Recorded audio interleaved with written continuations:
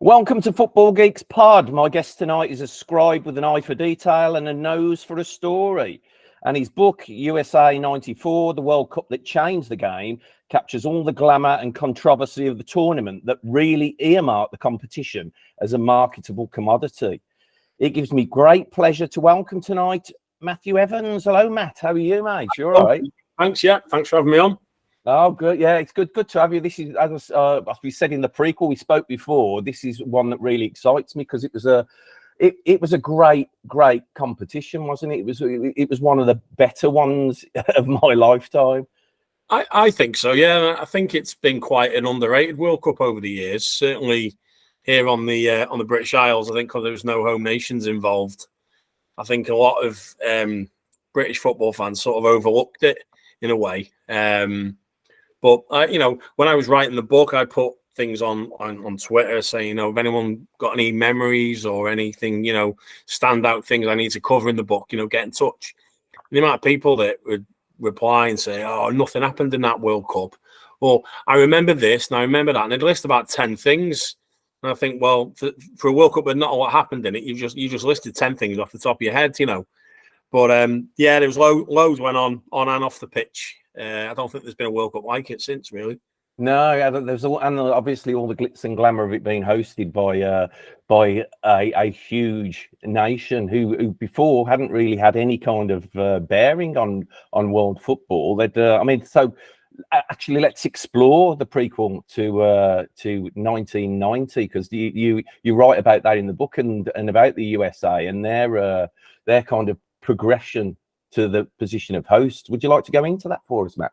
Yeah, well, there'd always been like a large contingency of football or soccer fans in the States, but it's more of like a participation sport. It was something that, the family took the kids to do at the weekend and, things like that. It was trying to generate that into bums on seats, selling tickets.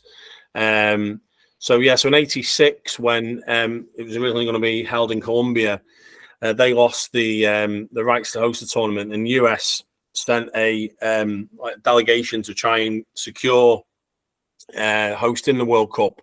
But FIFA weren't too impressed with what they sort of sent in. There was pictures of stadiums with gridiron markings on, and for the likes of FIFA, where football overrules everything, they weren't sort of too impressed with that. But yeah, it didn't put the States off. They looked to host it again. Like I said, there was a group of volunteers really who ran US soccer at the time, well, USSF as it was called.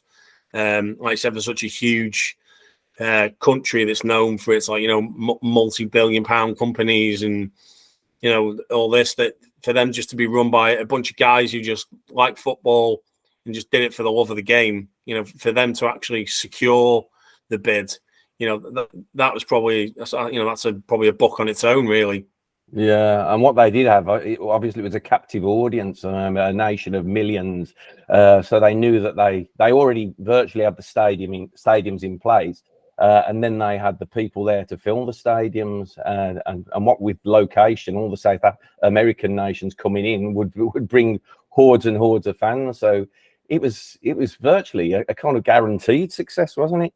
Yeah, well, the big thing was, like you just said there about the stadiums. You look at, even like to Qatar and things like that now, the amount of money they had to spend on infrastructure and stadiums and stuff, in the States, the original idea was to host it at college stadiums. I mean, like some of the college stadiums are like 100,000 seaters. And then when they put it out to tender for cities to show interest in hosting games, they were actually quite surprised by how many actually wanted to host games. So as soon as we found out the likes of, there's going to be games on the East and West Coast, obviously in Texas, basically every major state in the country wanted to host a game. So going back to the Olympics in '84, like football was one of the biggest sports in that Olympics, and that's what really sort of caught the attention of FIFA, seeing 100,000 people going to watch an Olympic football game in the stadiums there. That's what really sort of, I think that was like the light bulb moment really. for FIFA that thought, you know what, we might be onto something here if we do actually give it to the US. Yeah, and they were right, weren't they? I mean, you've got your captive audience, you got your stadium, but what they needed then was a team, wasn't it? An American team that could kind of represent the country in the biggest show on earth. How did they go about compiling that team, Matt? Well, they qualified for Italia '90, which was huge for US soccer. But the team was basically made up of a lot of college players, guys with not a lot of professional experience. They had a college coach. So, they realized if they were going to host the tournament, they had to have a strong team. They had to at least get out of the groups. They didn't want to just turn up and get knocked out. They knew that this was an opportunity to, really sort of grow the sport. So they hired Bora Milutinovic as the coach, who had previous World Cup experience with Mexico and Costa Rica.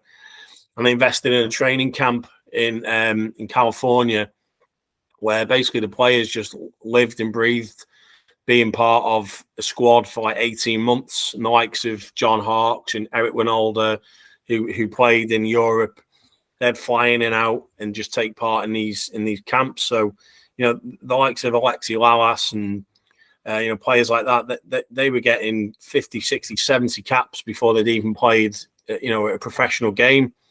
And it really sort of paid off, I think. Yeah, and I mean there was the tournament the year prior, wasn't there? The Tester tournament, in which they inflicted quite a humiliating defeat on a certain nation. He certainly did. Mr. Lalas chipped in, didn't he, with the goal? Yeah. That, like I said before that, there was the famous win over England in 1950 and stuff. But the US football team, basically, they hadn't really done anything for like 40 years. And yes, they qualified for Italia '90, but they got absolutely, battered in every game. And, they didn't even look like they were ready for tournament football. So to say in 4 years' time they were to get through the groups and give Brazil a game, I think that was a huge achievement. Yeah, and they did turn up, did they? They were a steady team. They weren't the most exciting to watch, but they had a collective spirit, and they had a little smatterings of talent all through the team that could produce moments. Yeah, I think, like I said, that they tried to build this sort of club mentality at the base camp at Mission Viejo. They tried to build this sort of, like I said, club mentality of working as a team, working for each other. And they did have, there were certain players that did have a bit of quality about them. I said John Harkes, Eric Winalda, Kobe Jones, Ernie Stewart. They had Tony Meola in goal, like Lalas and Balboa is the centre halves. It was definitely about that collective. But these were guys that went from, no one had really heard of them to suddenly they were on, the late night TV shows, and there was posters of them all around. The States, like Lexi Lalas said, flying into the States as an old lady on the plane, and she said to him, "What do you do for a job?" And he said, "Oh, I play soccer." She's like, "No, what? But how do you earn money?" He's like, "No, I'm a soccer player." And that was the sort of thing they went from. That to 6 months later, he was playing in Italy. He's playing in Serie A. So. It did. I mean, it did sort of earmark certain players out for success, didn't it? Out of that squad. But I mean, let's talk about. So I mean, they got out of the group, so that was relative success, and it was something that they built in on over tournaments. When America perform well in tournaments now, there isn't the surprise that there used to be. But let's talk about the other great successes of 1994. We talked briefly about it previously and said that I think before we came online, when people talk about it, they say, "Oh, it wasn't the greatest World Cup," but they were able to come up with this glut of kind of games and players and things that happened during the World Cup. It was a World Cup high on incident, wasn't it? Yeah, I think, like I said previously to you, being, say an English football fan, England not being at the World Cup, I think a lot of people sort of wrote it off really as a World Cup. But with no home nations there, it gave other teams opportunities, you know, the likes of, say, Sweden. You know, if you speak to Sweden, Romanian, Bulgarian football fans, they'll tell you like USA '94 was like the greatest World Cup, you know, ever. You know, like Bulgaria, they beat Germany, like the shock of the tournament. They'd never won a game in a World Cup previously. You know, they had the likes of Risto Stoichkov, Jordan Lechkov, Boris Mikhailov with his wig in goal. He was like Benjamin Button, wasn't he? Because in '86 he had no hair, and then all of a sudden turns up with this huge mat of dark curly hair. And he had the likes of Romania. You know, a lot of their players went to play in Europe. You know, likes of Florin Radchoiu, Ili Dumitrescu, obviously Georgi Hagi, Jika Popescu, and then Sweden. You know, Martin Dahlin, young Henrik Larsson, Thomas Brolin, Kenneth Anderson. You know, these were sides that have got some of the best players of the decade, you know, playing for them. Certainly, if you were to list like, you know, top 100 players of the decade, a lot of those players it would be in there. You know, and these were like Sweden. It was their best tournament since they hosted it in '58. And they, during like the COVID lockdown, they wanted to, the Swedish TV networks wanted to put something on to try and like raise the spirits of the country, and they put footage of like the '94 World Cup on just to try and like cheer people up. You know, it's still that sort of highly thought of, and you know, like Nigeria, you know, they burst onto the scene at USA '94, went on to win the Olympics in '96. You know, they were the sort of second African nation to really sort of capture the imagination, really, after Cameroon in Italia '90. You know, Nigeria looked at Cameroon and thought, you know, we can do what they did. You know, their players like Daniel Amakachi, you know, JJ Okocha, Finidi George, Rashidi Yakini with his famous celebration like in the goal net.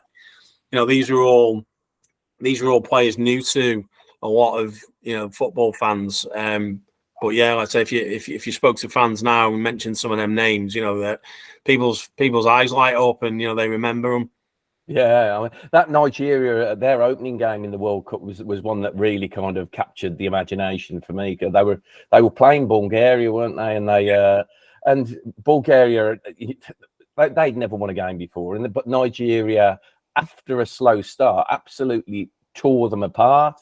Yeah. And if anyone at that stage would have said to you, one of these teams is going to be in the semi-final, you would have bet your house on Nigeria, wouldn't you? They were so fluid. They're just shown a bit of naivety when they played Italy, you know, conceding late goal. It was that thing of, you know, said tournament debut. You know, they sort of stepped into the unknown, really. They had a very young side like Clemens Vesterhoff, the coach. You know, he'd spent hours, you know, traveling to see all these young lads playing around Nigeria. Some had already moved to Europe. And what he built there was, you know, a really special side. Like I said, they went on to they won gold in the Olympics 2 years later back in the US. Yeah, and it was a tournament that was also, I mean, Nigeria didn't really come as a shock, because the expectation was there prior to them being in the tournament, but there were shocks to be had. I mean, there was a Saudi Arabia side competing in their first ever tournament that took a few people by surprise, wasn't there? Yeah, I mean, obviously the famous goal from Said Al-Wairan, where he literally took on the whole of the Belgian side on his own. Yeah, these moments, there was plenty of them, you know, in that World Cup, of not so much the expected, you know, players in teams you'd come to, you know, like your Brazils and, you know, the Dutch teams like Germany. It was the other nations that, you know, you wouldn't have thought of before the tournament started. It came up with a lot of these big moments. Yeah, and then of course there was the in the absence of all the home nations, we had Jack Charlton's Ireland in there. And in Jack's autobiography, he argues that the Republic was at the height of their power in 1992. He said the side that he took to America in '94 wasn't quite. It was on the way down, outside lane. I seem to, you know, they didn't qualify for the tournament in 1992, which they probably should have. and they had a formidable time there. But let's talk about the 1990-94 team. They were still a good side, weren't they, Matt? Yeah, well, they were missing out on like Niall Quinn. He got injured before the World Cup, so they were sort of struggling up front. They had like Tony Cascarino, Tommy Coyne. They had some good young lads coming through, like to Phil Babb, Jason McAteer. There was a young Roy Keane, Gary Kelly, who played for Leeds. They had some good young lads coming through. They had to face Northern Ireland in qualifying. They had a bit of a tricky night in Belfast to get through to the tournament. And then obviously, with it being in the US, they were over on the East Coast. There's a lot of Irish in there, like New York, New Jersey. So that was one area they really hoped to be playing in, and they were. Obviously, the first game against Italy. Italy themselves, they've got huge, there's huge people with Italian ancestry in that area as well. So that first game was, I think it was one of the big games of the tournament, really. It was. I watched it in an Irish pub in Birmingham, and it didn't kick off till about 11 o'clock of an evening. But they had a late license, and the mood of celebration afterwards.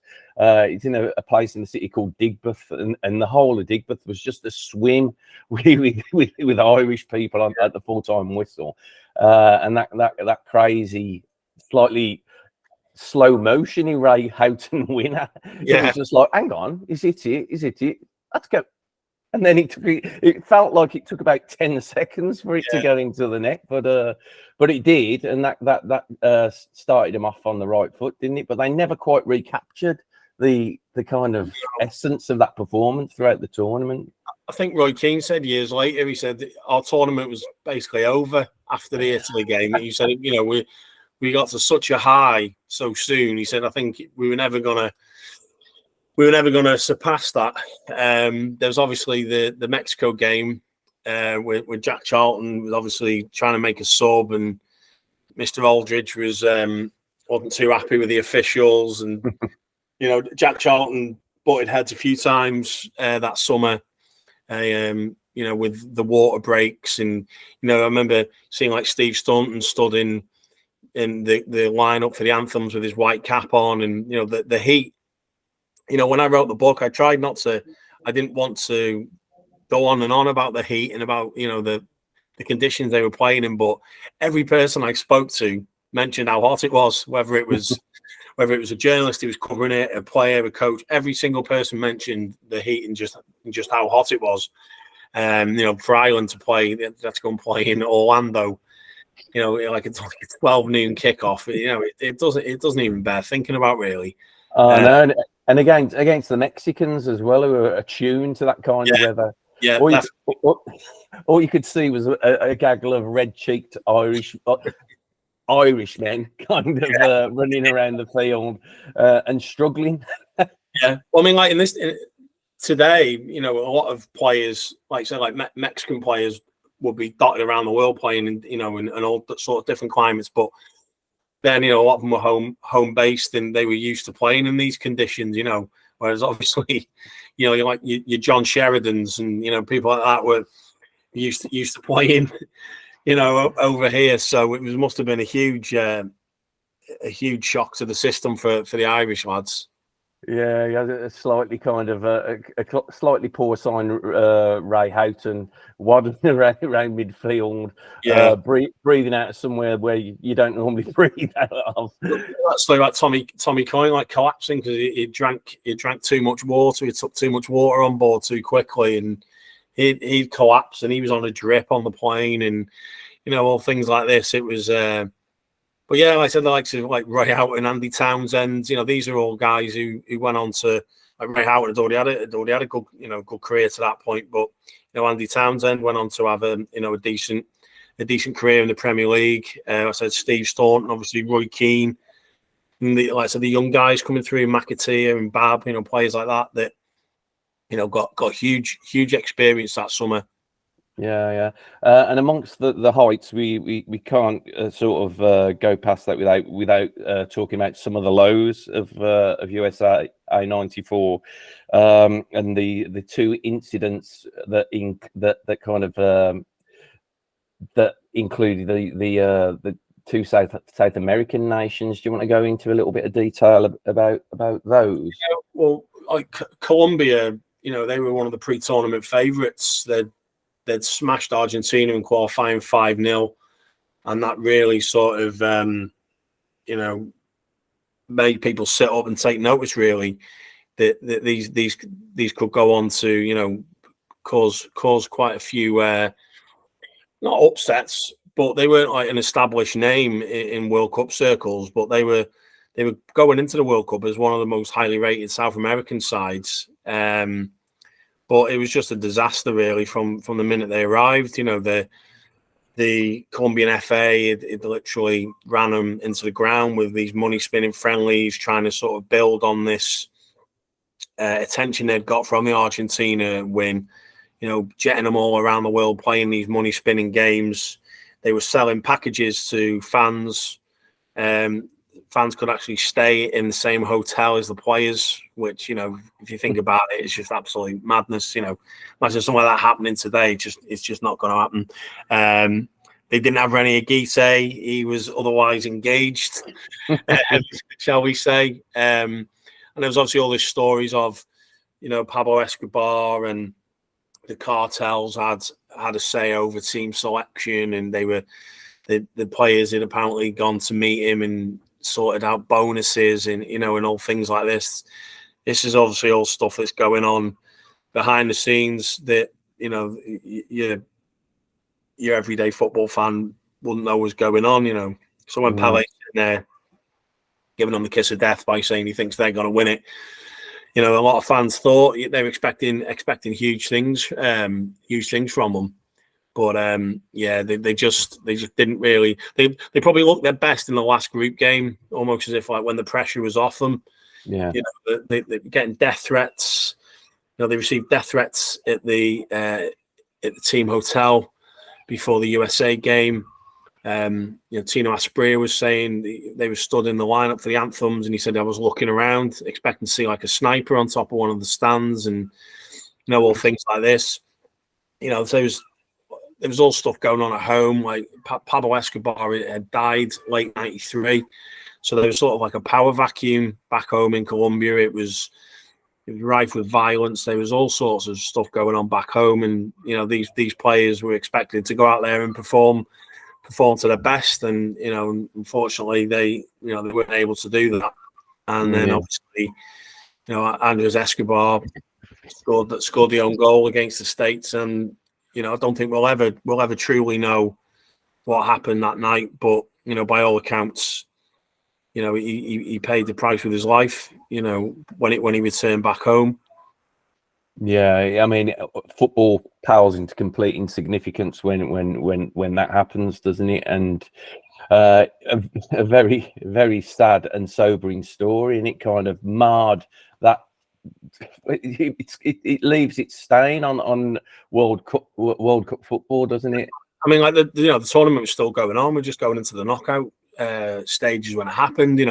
He could have stayed. He could have stayed on in the US. He'd been asked to stay on and do some commentary because he's quite, he was well thought of in Colombia. He did a column for the local newspaper. He was all set to move by all accounts to AC Milan that summer. You think about how good AC Milan were back then. And he was warned, just keep your head down. Obviously there's been a lot of trouble. And he said, well, I've got nothing to worry about. This is my city, my people sort of thing, and yeah. It's one of them sort of sliding door moments, really. If he would have stayed on in the US for a bit, because I think his parents were over there on a holiday at the time, and he had an option to sort of stay on, do a bit of commentary, and then catch up with his parents. But because the tournament had gone so badly, he just thought, I just want to get home and just sort of try and get back to normal. And then obviously thinking ahead to the rest of the summer, there was going to be a big transfer in the offing, so we probably needed to get things sorted that end as well. And yeah, just terrible tragedy. Yeah, so there's the tragedy of Andres Escobar, but there's also another.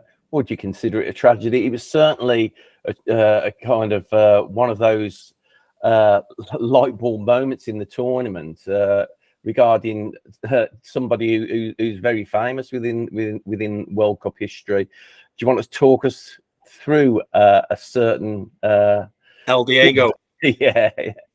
Well, the 5-0 game that I just touched on, the Colombia Argentina, as good as it was for Colombia Argentina, were absolutely, bereft. Fans were up in arms. They wanted sackings, they wanted players never to play again. And one player that wasn't there that night playing he was in the stand, but he wasn't playing, was Diego Maradona. So there was this groundswell support to bring him back. He wasn't in any sort of shape physically to play, so he undertook this strict fitness regime, got himself fit and in the squad, and he slotted straight back in. He scored a goal, and his famous sort of celebration, eyes bulging, screaming at the camera. It maybe made FIFA think, right, next game we'll drug test him. And that's what happened. I've not seen anyone walk off arm in arm or hand in hand with a nurse before for a drug test, which is obviously what he did.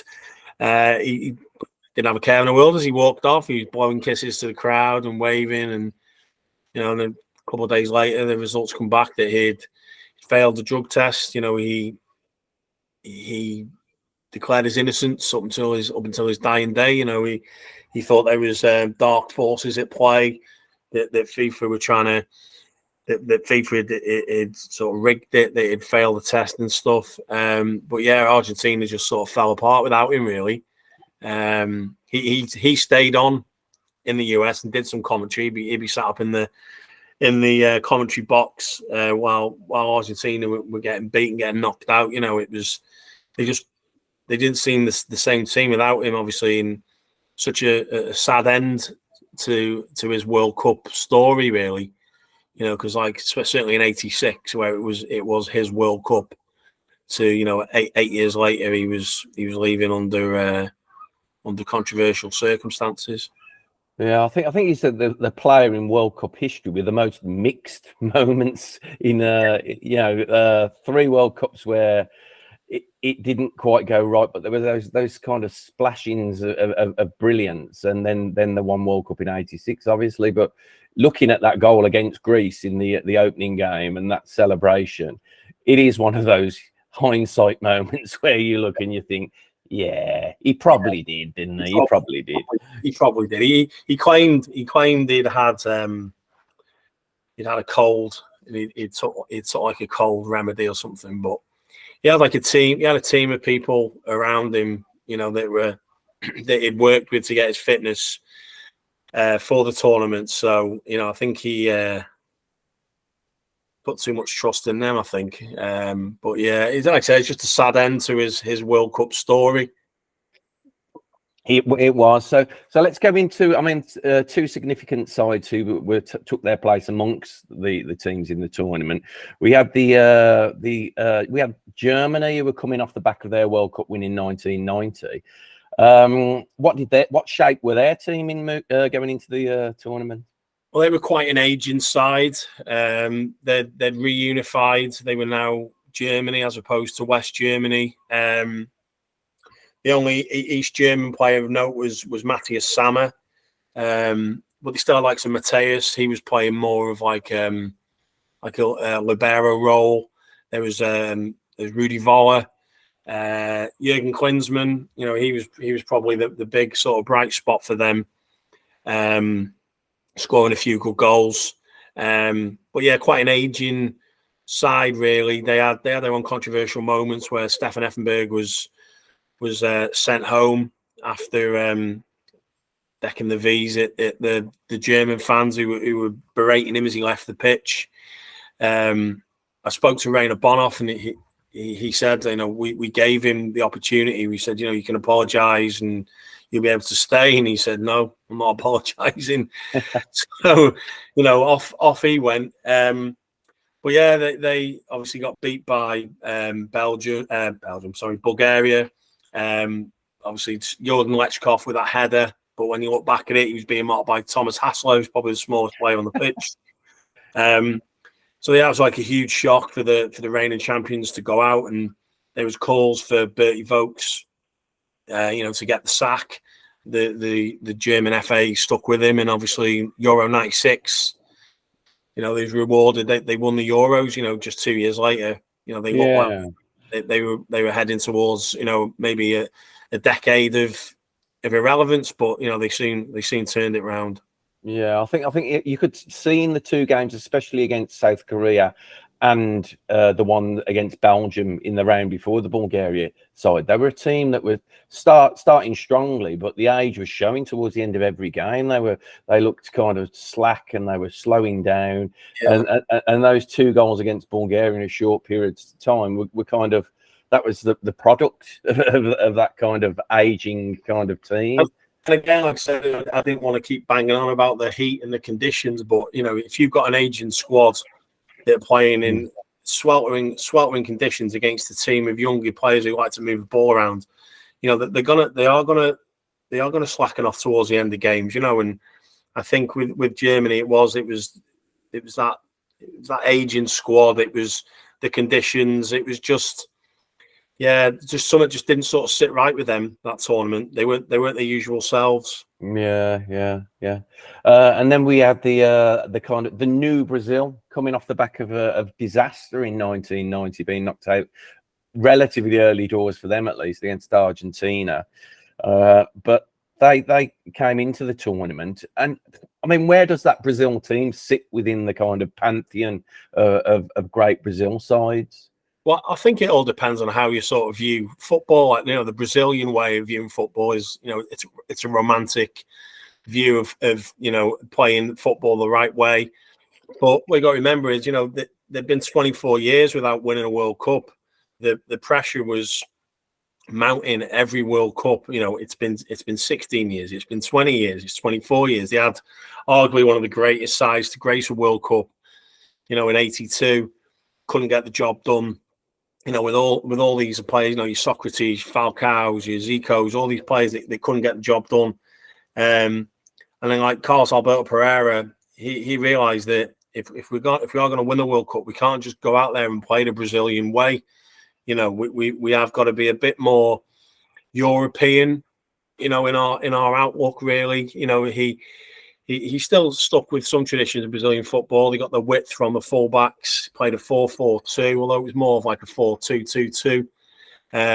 But the main thing that this Brazil had that the previous Brazil sides didn't, they had, like I said, your Socrates, your Zico, your Falcao's.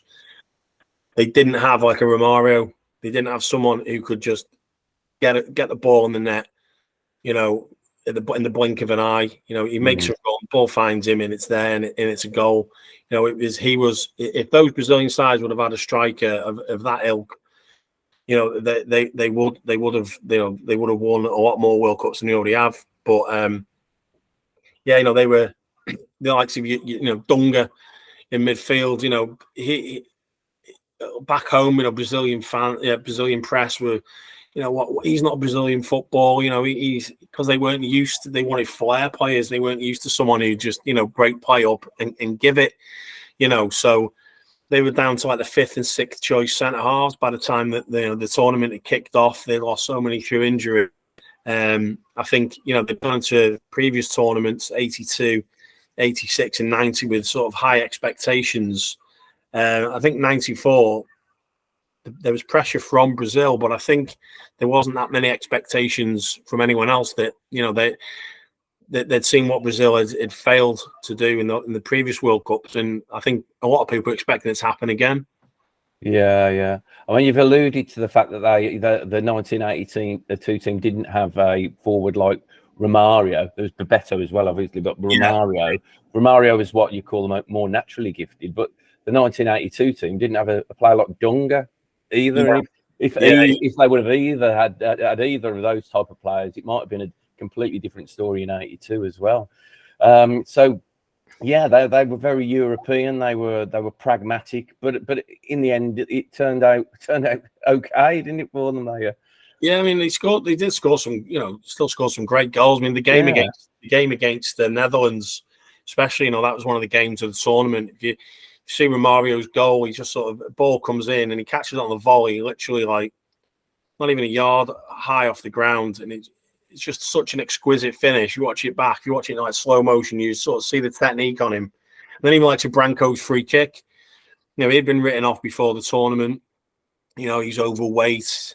He shouldn't be anywhere near the Brazil side. And then Leonardo got sent off against the US, so he was banned. And then Branco comes in. A lot of the press in Brazil muttering, "What's he doing there?" He's fat. He shouldn't even be on the pitch. And then he smashes a free kick in. Which helps Brazil win the game. So yeah, everything just sort of clicked and went right for Brazil in that tournament. Yeah, and that Branco free kick came at a point when the Netherlands looked like they were coming back into the game. So yeah, they went on to win the tournament with in a scruffy and probably one of the most unattractive. Well, you could say 1990 as well, but it was one of the most unattractive finals after such a great tournament, really, wasn't it? Yeah, well, I said to people around the time the book was released, and I'd be talking to people about it and saying, yeah, well, a lot of World Cup finals, they don't sort of live up to the hype. And then obviously this World Cup just gone. It was like, it was a ridiculous final, wasn't it? But it was. I've said it was just such a shame that there was such a short turnaround.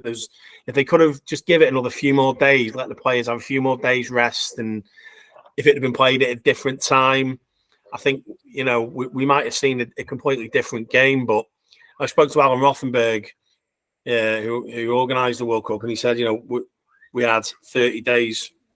That was what we were given. Got a 30-day window to host a World Cup. Players needed to get back to their clubs. Obviously, the Champions League was getting bigger. So he said we had like a 30-day window where we had to play all the games. So we couldn't. We as much as we'd have liked to have said, right, we'll have another couple of days off or whatever. We had to fit it all in 30 days. And obviously the kickoff times, a lot of them were due to TV audiences and, and things like that. They needed to have them at those times. So again, the heat, the weather, the conditions, it was a long month.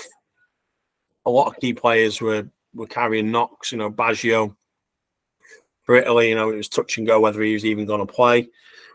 So yeah, it's a shame that the final sort of didn't live up to what two World Cup greats playing against each other. It was a shame that it couldn't live up to expectations, but still a memorable final with what happened in the shootout. Yeah, with possibly the player of the tournament playing a key role, but not in a good way. No, I mean with that, that Italy wouldn't have been anywhere near the final, without Baggio. He sort of came into his own in the knockout stages. He just sort of picked the team up and carried them through. So it was almost written that he carried his country to the final. He recovered from injury to play. It was almost written that he was the one that was going to win it. And again, it's just one of those things that happens in football. One of those you couldn't write it sort of things where he's remembered for all the wrong reasons for missing the penalty, but without him, there wouldn't have even been a penalty shootout in the final for Italy to take part in. Yeah. It's the joy of the journey must have been lost on a lot of Italian people. Yeah. That is the memory, isn't it? That's the resonant memory of 1994 for a lot of Italian football fans. So yeah, it's true what you say. It looked like two tired attritional teams in the final. But overall, it was a fantastic. It was a fantastic tournament. Some great games. But what do you think was the legacy of USA '94, Matt? Well, I think people have asked me about the book. Why did you call it the World Cup to change the game? And I think it was the World Cup for me where football wasn't the same after it. As a global thing, as a commercial entity. Football exploded after USA '94. The Champions League overtook everything really. Champions League was playing in the Champions League is more important than playing in the World Cup, which was seen as like the pinnacle. For a lot of players, playing for your country, playing in the World Cup, that was the pinnacle. But like the globalization of the game, like FIFA, when they gave the tournament to the US, it was that sort of, we wanted to break the frontier. We wanted to get away from the traditional, football hosting countries. Since then, we've had one in South Africa, we've had one in Qatar, and obviously back to the States again in 26. The football has grown, exponentially in the States. MLS has been around since 96 now. Obviously, David Beckham, the Beckham factor really sort of kicked it up a gear, and obviously you've got Messi there now. You're still getting these players going there, like Messi, thinking, it's sort of like a retirement home, although I think maybe Saudi Arabia might be the new place for that. But, players are seeing the US now. The MLS has a league to go and play in. A lot of the South American youngsters are going to the US to play in the MLS before going over to Europe to play. So I just think that football as a thing was never the same after USA 94, whether that's on the pitch, off the pitch, in boardrooms, just the complete commercialization and globalization of the game. I say to people, say, the World Cup that changed the game. I said, yeah, well, it's not necessarily for the better. To say it's changed. It's changed for the worse. The main worry about the USA hosting the tournament was, they're going to change it. They're going to want 4 quarters. How are they going to get all the adverts in? And even things like they got the sponsors' names on the game clock. So you'd be watching a game and it'd have like JVC, Coca-Cola on the game clock for 15 minutes at a time. They were still able to get all this money for sponsorships without having to, change the structure of the games and, and go to ad breaks and stuff. So just little tricks and things like that, businessmen have looked and thought, we can make a hell of a lot of money out of this. If you think back to, obviously, it's Italia 90 was just, there was a lot of the hooliganism troubles, and even the stadium disasters, they were still sort of fresh in people's minds, leading up to USA 94. Went from where a lot of football fans were looked at as, lesser individuals, they're all hooligans, scum and stuff, to suddenly the game went from that to a game where you can take your family, you can sit in the stand with your wife and, drink a Coca-Cola. It went from one side to the other pretty rapidly, I think, after USA 94. Yeah, I mean, evidently there are good elements of that, but I was speaking to on a previous podcast to my friend Rob Fletcher, and his book was entitled 1992: The Birth of Modern Football. And he got slated for the title, and it was like, I'm not saying that it was necessarily a good thing, but births can be quite unpleasant, and you don't want to be in that room watching that. But there are changes, and there have been improvements. I mean, one thing I miss about World Cups, because of the globalization of the game, is the surprises. The teams that turn up, you don't know the player. I mean, there's still shock results, but it's different to surprises, players that you don't know who turn up and they blow your mind, and you're like, where did this guy come from? And that doesn't happen anymore. I get my sticker album, and you see all these players, and you wouldn't have heard of some of them, and then when you watch a game, you think, he's the guy I got in the other day. I remember putting his sticker in my butt the other day. And whereas nowadays, like I said, my two of my boys, they're mad on football, and like Flynn, he's 8, and he knows more about football than I do. He could tell, I can ask him who plays left back for like Atletico Madrid, and he'd be able to tell me. And like I said, there are still surprises in tournaments, but it has sort of taken that mystery away from it. It all comes from like YouTube and in FIFA, the football computer game. It's everywhere now. Sky Sports News. I used to get up in the morning, put cartoons on, school holidays. the kids, they get up, it's like Sky Sports News straight on, transferred to, have you heard what Fabrizio Romano said? And it's just like, it's wall to wall 24/7 now. Yeah, it's a changing world, and it all started in US 1994, mate. Yeah. So let's move away. Thanks for talking about that. It's fantastic. Give us some great detail and some great stories there. But prior to us arranging or coming online for the podcast, I asked you to kind of help me with a regular feature that we run on Football Geeks, which is called Worst Games Ever. Now, you're an Ipswich fan, so as you said earlier, for your sins, there's quite a few to choose from.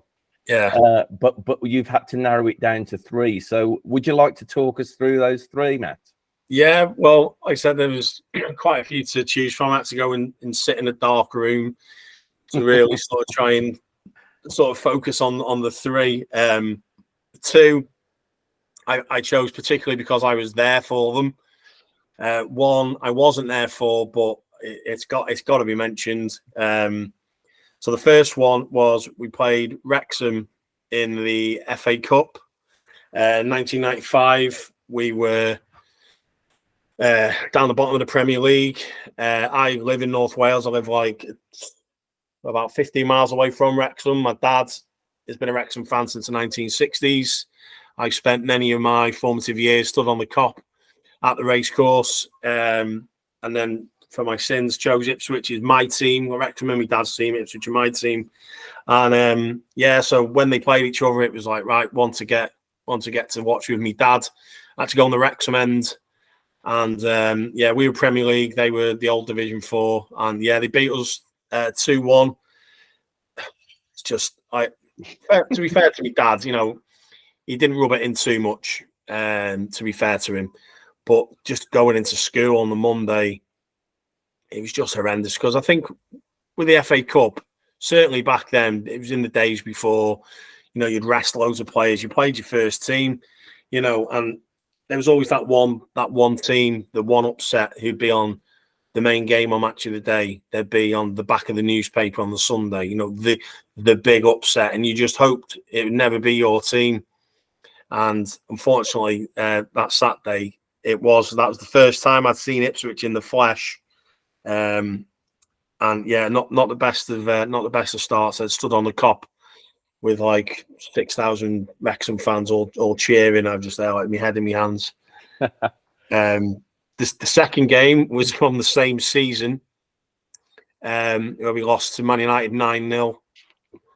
Again, I wasn't at that game, but that had, it's got to be mentioned. Again, growing up in North Wales in the 90s was full United fans, as usually happens when teams are successful. More fans are popping up here, there, and everywhere. I still get it mentioned to me today by United fans. Still, if I meet someone, a United fan, I just put Ipswich, and you just give me this little look. It's like, yes, I know. I remember like watching the highlights on Match of the Day, and they scored a free kick at 8-0. Craig Forrest was being booked and spoken to by the ref when they scored. And when they asked Craig Forrest after the game about it, he said, "Oh yeah, because we were coming back into the game at that point." I had a little look up. I looked it up a bit over the last few days, and they were described in the Guardian. Ipswich was described as having the slowest back 4 in football. And I think John Walker was playing for us at the back, and I think he had the flu. He had like a raging temperature, and he still played. And, Andy Cole scored 5, and it's just a night. I think even years later, if United are going through a bad spell, they'd put it on MUTV. You'd be flicking through the TV channels, and it'd be like Ipswich 1995 9-0, and you think, oh yeah, they're going through a bad spell. Put that on, cheer the fans up. But yeah, John Walk ambling around the centre of defence. I mean, he must have been about 37 because he was about. He might have been older than that. Yeah, it's just ridiculous really when you think about it. But that was another difficult Monday morning in school. And the last one was again a game I was at. We lost to West Ham in the playoffs, 2004 and 2005, like 2 seasons running. We lost them in the playoffs, and I was at all 4 games.